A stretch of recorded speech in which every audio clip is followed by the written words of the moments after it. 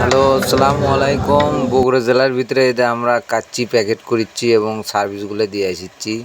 বর্তমানে ভিডিওটা ভালো লাগলে অনেক অনেক শেয়ার করবেন।